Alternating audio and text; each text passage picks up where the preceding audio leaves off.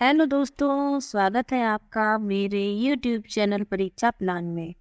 तो चलिए आज की हिस्ट्री की क्लास को शुरू करते हैं और अपने टॉपिक पर आते हैं।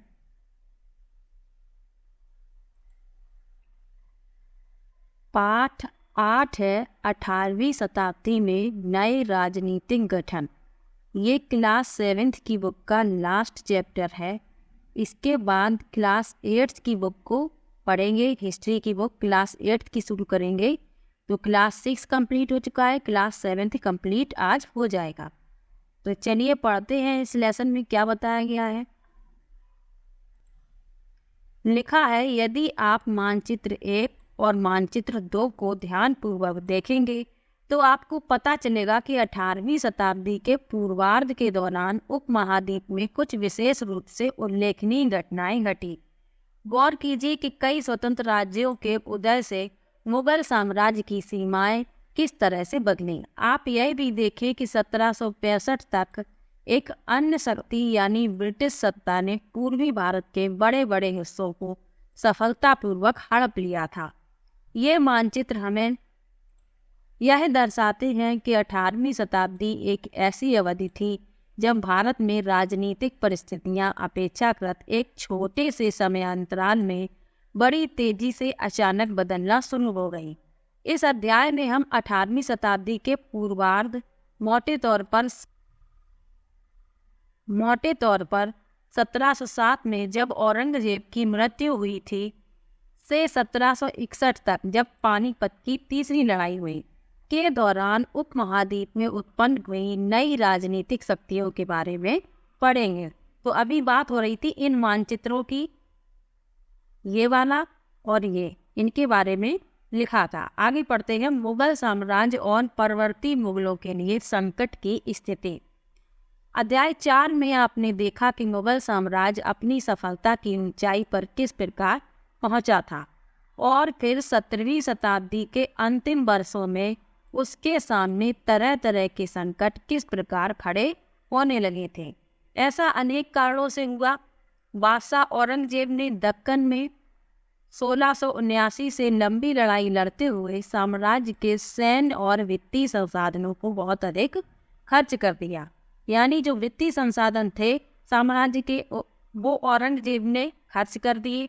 आगे लिखा है, औरंगजेब के उत्तराधिकारियों के शासनकाल में साम्राज्य के प्रशासन की कार्यकुशलता समाप्त होने लगी और मनसबदारों के शक्तिशाली वर्गों को वश में रखना केंद्रीय सत्ता के लिए कठिन हो गया। सूबेदार के रूप में नियुक्त अभिजात अक्सर राजस्व और सैन्य प्रशासन दोनों कार्यालयों पर नियंत्रण रखते थे। इससे मुगल साम्राज्य के विशाल क्षेत्रों पर उन्हें विस्तृत राजनीतिक, आर्थिक और सैन्य शक्तियां मिल गईं। जैसे जैसे सूबेदारों ने प्रांतों पर अपना नियंत्रण सुदृढ़ किया, राजधानी में पहुंचने वाले राजस्व की मात्रा में कमी आती है। यानी सूबेदार प्रांतों पर अपना नियंत्रण कर चुके थे, तो इसलिए जो राजधानी थी उसमें राजस्व की मात्रा में कमी आती है। आगे लिखा है, उत्तरी तथा पश्चिमी भारत के अनेक हिस्सों में हुए जमींदारों और किसानों के विद्रोह और कृषक आंदोलनों ने इन समस्याओं को और भी गंभीर बना दिया। कभी कभी ये विद्रोह बढ़ते हुए करों के भार के विरुद्ध किए गए थे और कभी कभी ये शक्तिशाली सरदारों के द्वारा अपनी स्थिति को सुदृढ़ बनाने की कोशिशें थी। अतीत में भी विद्रोही समूहों ने मुगल सत्ता को चुनौती दी थी, परंतु अब ऐसे समूहों ने क्षेत्र के आर्थिक संसाधनों का प्रयोग अपनी स्थिति को मजबूत करने के लिए किया। जिस तरह से धीरे धीरे राजनीतिक व आर्थिक सत्ता प्रांतीय सूबेदारों, स्थानीय सरदारों व अन्य समूहों के हाथों में आ रही थी, औरंगजेब के उत्तराधिकारी इस बदलाव को रोक न सके, क्योंकि जो प्रांत थे उन पर अब सूबेदारों का नियंत्रण हो चुका था। राजस्व की मात्रा में कमी आने लगी थी और जो औरंगजेब के उत्तराधिकारी थे इस बदलाव को चाह कर भी नहीं रोक पाए। आगे लिखा है, भरपूर फसल और खाली तिजोरियां।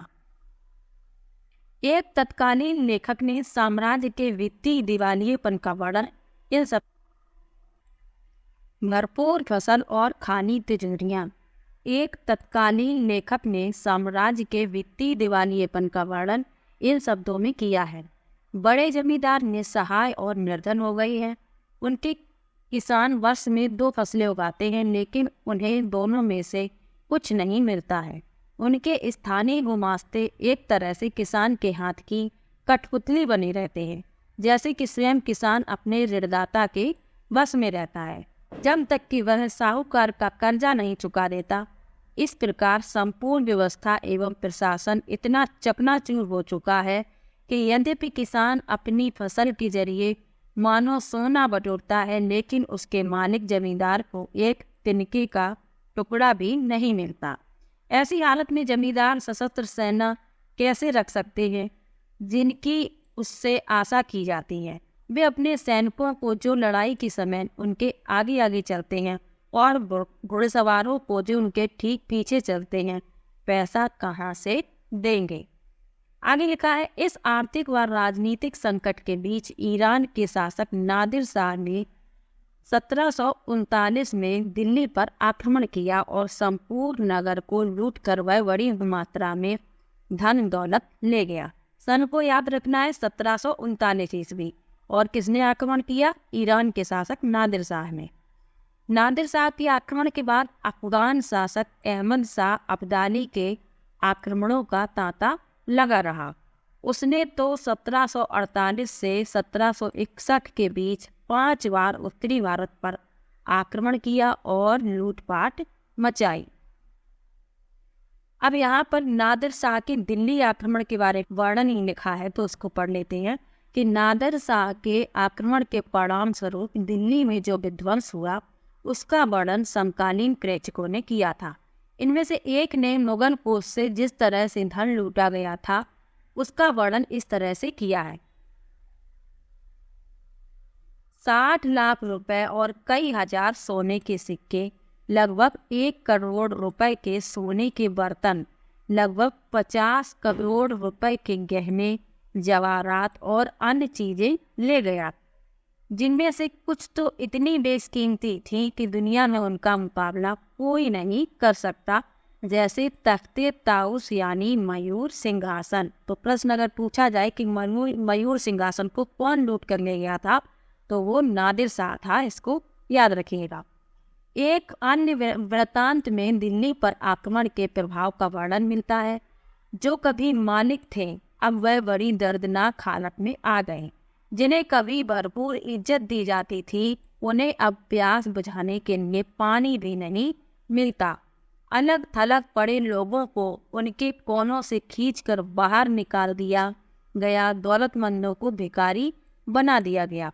जो शौकीन लोग कभी तरह तरह के सुंदर कपड़े पहनकर पोशाकों का नया नया फैशन चलाते थे, अब वे नंगे घूमने लगे। और जिनके पास जमीन जायदाद की कोई कमी नहीं थी वे अब बेघर हो गए। नया शहर शाहजहानाबाद अब मलबे का ढेर बन गया। नादिर शाह ने तब शहर के पुराने मोहल्लों पर हमला बोला और वहाँ की सारी दुनिया को तबाह कर डाला। तो ये नादिर शाह के आक्रमण का एक वर्णन यहाँ पर लिखा है कि किस तरह से उसने दिल्ली में तबाही मचाई। आगे लिखा है, साम्राज्य पर सब ओर से दबाव तो बढ़ ही रहा था। अभिजातों के विभिन्न समूहों की पारस्परिक प्रतिद्वंदिता ने उसे और भी कमजोर बना डाला। ये अभिजात 2 गुटों में बटे हुए थे, ईरानी और तुरानी। काफी समय तक परवर्ती मुगल बादशाह इनमें से एक या दूसरे समूह के हाथों की कठपुतली बने रहे। बेहद अपमानजनक स्थिति तब पैदा हो गई जब 2 मुगल बादशाहों हर्रुखसियर और आलमगीर द्वितीय की हत्या हो गई और 2 अन्य बादशाहों अहमद शाह और शाह आलम द्वितीय को उनके हमजातों ने अंधा कर दिया। मुगल सम्राटों की सत्ता के पतन के साथ साथ बड़े प्रांतों के सूबेदारों और बड़े जमींदारों ने उपमहाद्वीप के विभिन्न भागों में अपनी शक्ति और प्रबल बना ली, जैसे अवध, राजपूत। अब राजपूतों के बारे में जानते हैं। बहुत से राजपूत घराने, विशेष रूप से अंबर और जोधपुर राजघराने मुगल व्यवस्था में विशिष्टता के साथ सेवारत रहे थे। बदले में उन्हें अपनी वतन जागीरों पर पर्याप्त स्वायत्तता का आनंद लेने की अनुमति मिली हुई थी। अब 18वीं शताब्दी ने इन शासकों ने अपने आसपास के इलाकों पर नियंत्रण का विस्तार करने के लिए अपने हाथ पांव मारने शुरू किए। जोधपुर के राजा अजीत सिंह ने मुगल दरबार की बुटी राजनीति में अपने पैर फंसा दिए। इन प्रभावशाली राजपूत घरानों ने गुजरात और मालवा के लाभदायक सूरों की सूबेदारी का दावा किया। जोधपुर के राजा अजीत सिंह को गुजरात की सूबेदारी और अंबर के सवाई राजा जय सिंह को मालवा की सूबेदारी मिल गई। बादशाह जहांदार शाह ने 1713 में इन राजाओं के इन पदों का नवीकरण कर दिया। उन्होंने अपने वतनों के पास पड़ोस के शाही इलाकों के कुछ हिस्सों पर कब्जा करने की भी कोशिश की। जोधपुर राजघराने ने नागौर को जीत लिया और अपने राज्य में मिला लिया। दूसरी ओर अंबर ने भी बूंदी के बड़े बड़े हिस्सों पर अपना कब्जा कर लिया। सवाई राजा जय सिंह ने जयपुर में अपनी नई राजधानी स्थापित की और उसे 1722 में आगरा की सूबेदारी दे दी गई। 1740 के दशक से राजस्थान में मराठों के अभियानों ने इन 1740 के दशक से राजस्थान में मराठों के इन अभियानों ने इन रजवाड़ों पर भारी दबाव डालना शुरू कर दिया, जिससे उनका विस्तार आगे बढ़ने से रुक गया। तो जब 18वीं शताब्दी आई तो राजपूत जो थे तो इन्होंने क्या किया, अपने आसपास के जो इलाके थे उन पर अपने कब्जा जमाने की कोशिश की। तो यही इसी बारे में यहाँ पर बताया गया है। यहाँ पर कुछ लिखा है कि कई राजपूत सरदारों ने पहाड़ियों की चोटियों पर किले बनाए जो सत्ता के केंद्र थे। व्यापक किलेबंदी के साथ इन भव्य संरचनाओं में नगर, महलें, मंदिर, व्यापारिक केंद्र, जल संग्रहण संरचनाएं और अन्य इमारतें होती थीं। चित्तौड़गढ़ किले में तालाब, कुंडी, बावली जैसे कई जलनिकाय थे। अब यहाँ जयपुर के राजा जयसिंह के बारे में लिखा है, वो चलिए पढ़ लेते हैं। 1732 के एक फारसी वृत्तांत में राजा जयसिंह का वर्णन लिखा है। राजा जयसिंह अपनी सत्ता की चरम सीमा पर थे। 12 वर्ष के लिए वे आगरा के सूबेदार रहे और 5 या 6 वर्ष के लिए मालवा के। उनके पास विशाल सेना, तोपखाना तथा भारी मात्रा में धन संपदा थी। उनका प्रभाव दिल्ली से लेकर नर्मदा के तट पर फैला हुआ था। तो ये राजा जयसिंह जो थे तो इनके पास आगरा की सूबेदारी थी और ये 5 या 6 वर्ष के लिए मालवा के भी सूबेदार रहे। और उस समय इनके पास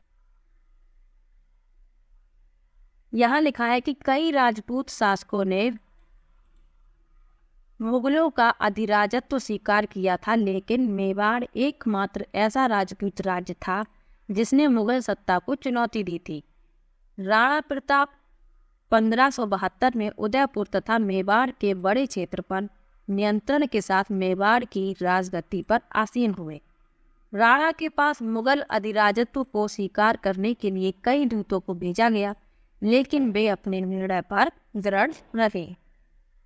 आगे लिखा है आजादी हासिल करना। सिख अध्याय 6 में आपने पढ़ा कि 17वीं शताब्दी के दौरान सिख एक राजनैतिक समुदाय के रूप में गठित हो गए। इससे पंजाब के क्षेत्रीय राज निर्माण को बढ़ावा मिला। गुरु गोविंद सिंह ने 1699 में खालसा पंथ की स्थापना से पूर्व और उसके पश्चात राजपूत व मुगल शासकों के खिलाफ कई लड़ाइयाँ लड़ीं। 1708 में गुरु गोविंद सिंह की मृत्यु के बाद बंदा बहादुर के नेतृत्व में खालसा ने मुगल सत्ता के खिलाफ विद्रोह किए। उन्होंने बाबा गुरु नानक और गुरु गोविंद सिंह के नामों वाले सिक्के गढ़कर अपने शासन को सार्वभौम बताया। सतलुज और यमुना नदियों के बीच के क्षेत्र में उन्होंने अपने प्रशासन की स्थापना की। 1715 में बंदा बहादुर को बंदी बना लिया गया और उसे 1716 में मार दिया गया। 18वीं शताब्दी में कई योग्य नेताओं के नेतृत्व में सिखों ने अपने आप को पहले जत्थों में और बाद में मिसलों में संगठित किया। इन जत्थों और मिसलों की संयुक्त सेनाएं दल खालसा कहलाती थी। उन दिनों दल खालसा बैसाखी और दिवाली के पर्वों पर अमृतसर में मिलता था। इन बैठकों में वे सामूहिक निर्णय लिए जाते थे, जिन्हें गुरुमत्ता गुरु के प्रस्ताव कहा जाता था। सिखों ने राखी व्यवस्था स्थापित की, जिसके अंतर्गत किसानों से उनकी उपज का 20% कर के रूप में लेकर बदले में उन्हें संरक्षण प्रदान किया जाता था। तो राखी व्यवस्था क्या थी? किसानों से उनकी उपज का 20% ले लिया जाता था और बदले में उन्हें संरक्षण दिया जाता था। तो सिखों ने ये राखी व्यवस्था की स्थापना की थी। यहाँ चित्र में 10वें गुरु गोविंद सिंह दिखाए गए हैं। आगे लिखा है, गुरु गोविंद सिंह ने खालसा को प्रेरित किया था कि शासन उनके भाग्य में है। अपने सुनियोजित संगठन के कारण खालसा पहले मुगल सूबेदारों के खिलाफ और फिर अहमद शाह अब्दाली के खिलाफ सफल विरोध प्रकट कर सका। अहमद शाह अब्दाली ने मुगलों से पंजाब का समृद्ध प्रांत और सरहिंद की सरकार को अपने कब्जे में कर लिया था। खालसा ने 1765 में अपना सिक्का गढ़कर सार्वभौम शासन की घोषणा की। यह महत्वपूर्ण है कि सिक्के पर उत्कीर्ण शब्द वही थे जो बंदा बहादुर के समय में खालसा के आदेशों में पाए जाते हैं। आगे लिखा है, 18वीं शताब्दी के अंतिम भाग में सिख इलाके सिंधु से यमुना तक फैले हुए थे। यद्यपि ये विभिन्न शासकों में बटे हुए थे, इनमें से एक शासक महाराणा रणजीत सिंह ने विभिन्न सिख समूहों में फिर से एकता कायम करके 1799 में लाहौर को अपनी राजधानी बनाया। तो ये तो सिखों के बारे में पढ़ लिया कि किस प्रकार उन्होंने शासन किया, सिक्के गढ़वाए, खालसा पंथ की स्थापना की, ये सब इसमें पढ़ लिया। आगे लिखा है मराठा। अब मराठों के बारे में जानेंगे। लिखा है, मराठा राज्य एक अन्य शक्तिशाली क्षेत्रीय राज्य था जो मुगल शासन का लगातार विरोध करके उत्पन्न हुआ था। शिवाजी 1627 से 1680 ने शक्तिशाली योद्धा परिवारों की सहायता से एक स्थायी राज्य की स्थापना की। अत्यंत गतिशील कृषक पशुचारक मराठों की सेना के मुख्य आधार बन गए। शिवाजी ने प्रायद्वीप में मुगलों को चुनौती देने के लिए इस सैन्य बल का प्रयोग किया। शिवाजी की मृत्यु के पश्चात मराठा राज्य में प्रभावी शक्ति चित्पावन ब्राह्मणों के एक परिवार के हाथ में रही, जो शिवाजी के उत्तराधिकारियों के शासनकाल में पेशवा यानी प्रधानमंत्री के रूप में अपनी सेवाएं देते रहे। पुणे मराठा राज्य की राजधानी बन गया, यानी जो पुणे था वो मराठा राज्य की राजधानी बन गया था। आगे लिखा है, पेशवाओं की देखरेख में मराठों ने एक अत्यंत सफल सैन्य संगठन का विकास कर लिया। उनकी सफलता का रहस्य यह था कि वे मुगलों के किलाबंद इलाकों से टक्कर न लेते हुए उनके पास से चुपचाप निकलकर शहरों कस्बों पर हमला बोलते थे और मुगल सेना से ऐसे मैदानी इलाकों में मुठभेड़ लेते थे जहां रसद पाने और कुमक आने के रास्ते आसानी से रोके जा सकते थे। 1720 से 1761 के बीच मराठा साम्राज्य का काफी विस्तार हुआ। उसने सने सने और काफी सफलतापूर्वक मुगल साम्राज्य की सत्ता को क्षति पहुंचाई। यहाँ लिखा है, ये भी पढ़ लेते हैं। शिवाजी का ये रूप चित्र यहाँ पर छपा हुआ है और लिखा है, 17वीं सदी के अंत तक दक्कन में शिवाजी के नेतृत्व में एक शक्तिशाली राज्य के उदय की शुरुआत हुई, जिससे अंततः एक मराठा राज्य की स्थापना हुई। शिवाजी का जन्म 1630 में सांची और जीजाबाई से हुआ। अपनी माता और अभिभावक दादा कौड़देव के मार्ग निर्देशन में शिवाजी कम उम्र में ही विजय पथ पर निकल पड़े। जावली पर कब्जे ने उन्हें मवाला पठारों का अविवादित मुखिया बना दिया, जिसने उनके क्षेत्र विस्तार का पथ प्रशस्त किया। बीजापुर और मुगलों के खिलाफ उनके कारनामों ने उन्हें विख्यात व्यक्तित्व बना दिया। वे अपने विरोधियों के खिलाफ प्रायः गुरिल्ला युद्ध कला का प्रयोग करते थे। चौथ और सरदेशमुखी पर आधारित राजस्व संग्रह प्रणाली की सहायता से उन्होंने एक मजबूत मराठा राज्य की नींव डाली। तो यहाँ शिवाजी के बारे में लिखा था। आगे यहाँ लिखा है 1720 के दशक तक मालवा और गुजरात मुगलों से छीन लिए गए। 1730 के दशक तक मराठा नरेश को समस्त दक्कन प्रायद्वीप के अधिपति के रूप में मान्यता मिल गई और साथ ही इस क्षेत्र में चौथ और सरदेशमुखी कर वसूलने का अधिकार भी मिल गया। अब यहाँ पर चौथ और सरदेशमुखी के बारे में लिखा है। चौथ किसे कहते थे? जमींदारों द्वारा वसूले जाने वाले भू राजस्व का 25% दक्कन में इनको मराठा वसूलते थे। सरदेशमुखी किसे कहते थे? दक्कन में मुख्य राजस्व संग्रहकर्ता को दिए जाने वाले भू राजस्व का 9 से 10% हिस्सा। यहाँ लिखा है 1737 में दिल्ली पर धावा बोलने के बाद मराठा प्रभुत्व की सीमाएं तेजी से बढ़ी। वे उत्तर में राजस्थान और पंजाब, पूर्व में बंगाल और उड़ीसा तथा दक्षिण में कर्नाटक और तमिल एवं तेलुगु प्रदेशों तक फैल गईं। इन क्षेत्रों को औपचारिक रूप से मराठा साम्राज्य में सम्मिलित नहीं किया गया, मगर मराठा प्रभुसत्ता को स्वीकार करने के तरीके के रूप में उनसे भेंट की रकम ली जाने लगी। साम्राज्य के इस विस्तार से उन्हें संसाधनों का भंडार तो मिल गया, मगर उसके लिए उन्हें कीमत भी चुकानी पड़ी।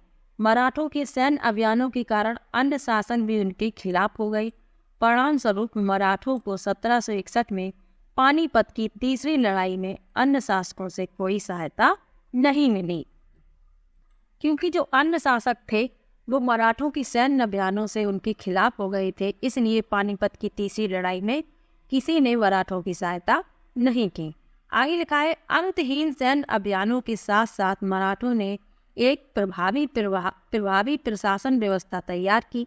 जब किसी इलाके पर एक बार विजय अभियान पूरा हो जाता था और मराठों का शासन सुरक्षित हो जाता था, तो वहां स्थानीय परिस्थितियों को ध्यान में रखते हुए धीरे धीरे भू राजस्व की मांग की गई।